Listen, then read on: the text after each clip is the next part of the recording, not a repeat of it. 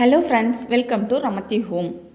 இந்த வீடியோவில் ரொம்ப ஹெல்த்தியான நல்ல காரசாரமான ஒரு தொக்கு பற்றி தான் நம்ம பார்க்க போகிறோம். இது போல் செஞ்சு வச்சிங்கன்னா ஒரு மாதத்துக்கும் நல்லா கெடாமல் இருக்கும். இந்த தொக்கு இட்லி, தோசை, சாதத்துக்கு அவ்வளோ அட்டகாசமாக இருக்கும், சூப்பராக இருக்கும். அதை பார்க்கணுன்னா இந்த வீடியோவை ஸ்கிப் பண்ணாமல் பாருங்கள். இப்போ வாங்க வீடியோக்குள்ளே போகலாம். ஃபஸ்ட்டு ஒரு பேனில் 1 டேபிள் ஸ்பூன் கடுகு, 1/2 டேபிள் ஸ்பூன் தான் வெந்தயம் எடுத்திருக்கேன். வெந்தயம் நிறைய எடுக்க வேணாம், ஏன்னா கசப்பாயிடும்.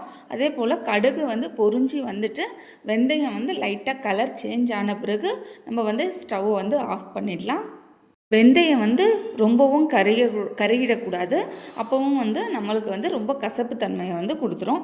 அதனால் வறுக்கும்போது கொஞ்சம் கருகாத மாதிரி வறுக்கணும். அடுத்த ஸ்டெப் என்ன பார்த்தோம்னா, இன்னொரு பேனில் லைட்டாக ஆயில் போட்டுக்கலாம். நிறைய ஊற்ற வேணாம், ஆயில் கொஞ்சமாக ஊற்றிட்டா போதும். ஆயில் நம்ம நல்லெண்ணெய் யூஸ் பண்ணால் இன்னமும் டேஸ்ட் கொஞ்சம் கூடுதலாக கிடைக்கும். ஆயில் ஊற்றின உடனே நம்ம நான் எண்ணெய் போட்டிருக்கேன்னா கருப்பு எள்ளு தான் யூஸ் பண்ணியிருக்கிறேன்.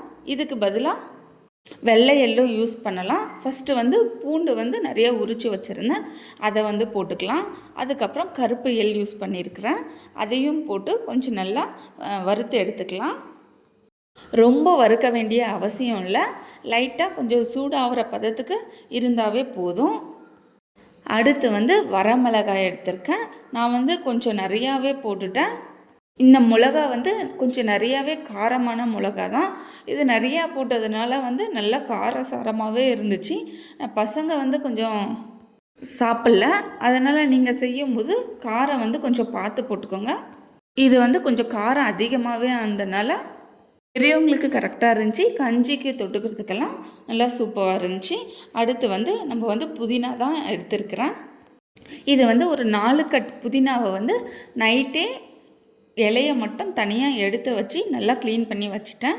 அதுக்கப்புறம் தண்ணியில் அலசும்போது நம்ம அப்படியே குண்டாவில் போட்டு அப்படியே ஊற்றக்கூடாது, ஏன்னா அந்த மண் எல்லாமே அப்படியே தான் இருக்கும். புதினா மட்டும் இல்லை, கீரை வகையில் எது க்ளீன் பண்ணாலும் இந்த மெத்தட் தான் ஃபாலோ பண்ணுவேன் நான். ஒரு 2-3 முறை இது போல் நல்லா தண்ணியிலே வச்சு அலசிட்டு கையிலே எடுத்து இன்னொரு பாத்திரத்தில் போட்டுருவேன். இது போல் அலசும்போது என்ன ஆகும்னா, புதினாவில் இருக்கிற மண் எல்லாமே அந்த நம்ம வாஷ் பண்ணுறதுக்கு அடியில் சேர்ந்துடும். இது போல் பண்ணும்போது நம்ம இலையில் இருக்கிற மண் எல்லாமே அடியில் போய் சேர்ந்துருச்சுன்னா நம்மளுக்கு நல்லா க்ளீனாகவே ஆகிடும் புதினா. அதுக்கப்புறம் அதே பேனில் நம்ம ஃபுல்லாக ட்ரையான புதினாவை நல்லா பிழிஞ்சு எடுத்துக்கலாம். பிழிஞ்சு எடுத்துகிட்டு அந்த வானலில் போட்டு நல்லா ஃபுல்லாக ஈரத்தன்மை எதுவுமே இல்லாத மாதிரி நம்ம வதக்கி எடுத்துக்க போகிறோம். இப்போ புதினாவை அந்த மாதிரி வதக்கும் போதே நல்லா வாசனையாக இருந்துச்சு. செஞ்ச பிறகு சாப்பிடும்போது அவ்வளோ டேஸ்ட்டாக இருந்துச்சு. ஆனால் லைட்டாக காரம் மட்டும் லைட்டாக இல்லை, கொஞ்சம் மிளகா நான் அதிகமாகவே போட்டுட்டேன். அது மட்டும் கொஞ்சம் கம்மி பண்ணியிருந்தேன்னா இன்னும் சூப்பராக இருந்திருக்கும். புதினாவில் இருக்கிற ஈரத்தன்மை எல்லாமே போயிட்டு நல்லா சுருங்கி போச்சு. இந்த ஸ்டேஜில் என்ன பண்ணலான்னா, எலுமிச்சப்பழ அளவுக்கு புளி எடுத்து வச்சுருக்கேன். எடுத்துகிட்டு நல்லா வாஷ் பண்ணிவிட்டேன். ஒரு 2-3 முறை நல்லா வாஷ் பண்ணிவிட்டு அந்த வதக்கி வச்சுருந்த புதினாலே நம்ம புளியை ஆட் பண்ணிவிட்டு நல்லா வதக்கி எடுத்துக்க போகிறோம். அப்புறம் மிக்ஸி ஜாரில் நம்ம ஏற்கனவே வறுத்து வச்சுருந்த மிளகா, பூண்டு, எள் எல்லாம் சேர்த்து அரைச்சிக்க போகிறோம். இதில் எக்ஸ்ட்ரா நம்ம தனியாவும் ஃப்ரெஷ்ஷாக இருந்துச்சுன்னா நம்ம தாராளமாக ஆட் பண்ணிக்கலாம். என்கிட்ட தனியா இல்லை, அதனால் நான் தூளை தான் ஆட் பண்ணியிருக்க போகிறேன். தனியாக தனியாவை நான் எப்பயுமே அரைச்சி வச்சுப்பேன். அதனால் தூளை ஆட் பண்ணிக்க போகிறேன். அதை மிக்ஸி ஜாரில் போட்டு மைய அரைச்சிட்டு அதுக்கப்புறம் வதக்கி வச்சுருக்கிற புதினாவை நல்லா அதில் ஆட் பண்ணிவிட்டு உப்பு 1 டேபிள் ஸ்பூன் போட்டு நல்லா இதையும் நல்லா நைஸாக அரைச்சிக்க போகிறோம். நைஸாக அரைகிறதுக்காக கொஞ்சமாக தண்ணி ஊற்றிக்கலாம். அப்போ தான் நல்லா அரைப்படும். நம்ம அரைக்கும் போது நல்லா ரொம்ப நைஸாகவும் அரைக்க தேவையில்ல, கொஞ்சம் இலையாக இருக்கிற மாதிரி அரைச்சாலும் நல்லா தான் இருக்கும். பேஸ்ட் அரைச்சி எடுத்தாச்சு. அதுக்கப்புறம் இன்னொரு அடிகனமான பாத்திரம் எடுத்துக்கலாம். அதில் நல்லெண்ணெய் ஊற்றிக்கலாம். நல்லெண்ணெய் யூஸ் பண்ணும்போது டேஸ்ட் இன்னும் கொஞ்சம் அதிகமாகவே கிடைக்கும். ரொம்ப நாளைக்கும் நல்லா ஸ்டோர் பண்ணி வச்சுக்கலாம். எண்ணெய் கொஞ்சம் அதிகமாகவே சேர்த்துக்கலாம். அதுக்கப்புறம் நம்ம கடுகு, வெந்தயம் அரைச்சி வச்சுருக்கிற தூளை ஃபஸ்ட்டு ஆட் பண்ணிக்கிறேன்.